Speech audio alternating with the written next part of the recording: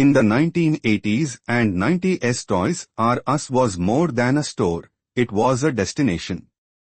With Geoffrey the Giraffe as its face, the company revolutionized the toy industry by using a category-killer business model. They offered vast selections at lower prices than local department stores, essentially monopolizing the toy aisles across America.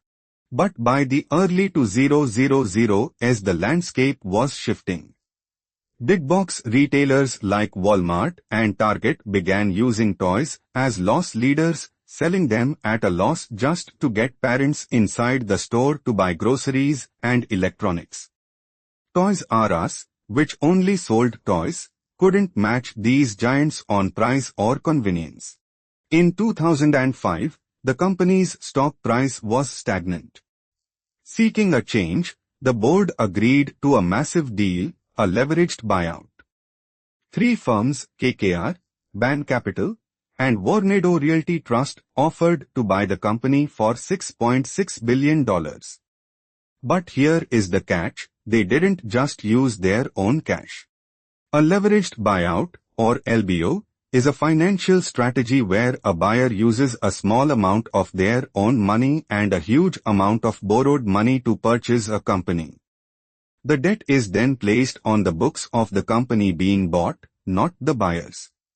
It's like buying a house, but putting the mortgage in your child's name. Following the acquisition, Toys R Us went from being a debt-free powerhouse to carrying a staggering $5 billion in debt. Every year, the company had to pay about $400 million just in interest. That is money that could have been used to renovate stores, improve e-commerce, or keep prices competitive. While the private equity firms were busy managing the debt, the retail world was moving online. Amazon was rising rapidly, offering an infinite digital aisle. While competitors invested heavily in their websites and logistics, Toys R Us was constrained by its interest payments. They were effectively fighting a digital war with one hand tied behind their back. By 2010, the company's stores were aging. Critics pointed out that while Walmart and Target were bright, clean, and organized, many Toys R Us locations felt cluttered and outdated. Without the capital to refresh the brand experience, they began losing their primary advantage, the magic of the toy store visit. The financial pressure intensified. The debt wasn't just sitting there, it was maturing.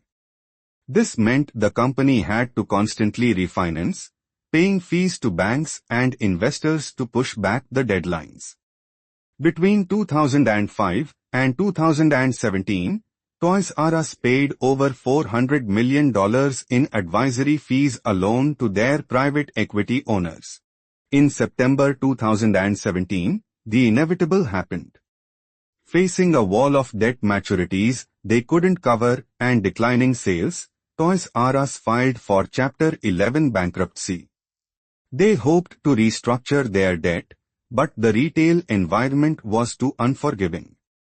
By 2018, they announced they would liquidate all 735 U.S. stores. The liquidation was a shock to many. Over 30,000 employees lost their jobs. While the private equity firms faced criticism for extracting fees despite the company's failure, the legal reality was that they had followed the rules of the LBO model.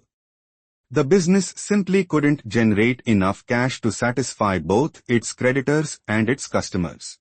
The story of Toys R Us offers a stark lesson on the dangers of corporate leverage. When a company is loaded with debt, it loses its agility. In a fast-moving retail market, the ability to pivot is everything. When you spend all your cash on interest, you lose the ability to innovate, and in business, standing still is the first step toward failure.